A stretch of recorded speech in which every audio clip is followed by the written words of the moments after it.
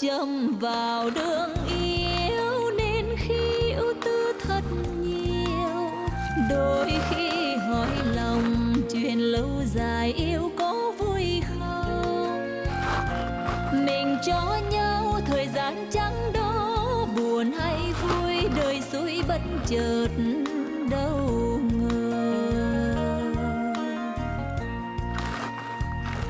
Mình cho nhau thời gian chẳng đó, buồn hay vui đời xui bất chợt đâu ngờ. Mình cho nhau thời gian chẳng đó, buồn hay vui đời xui bất chợt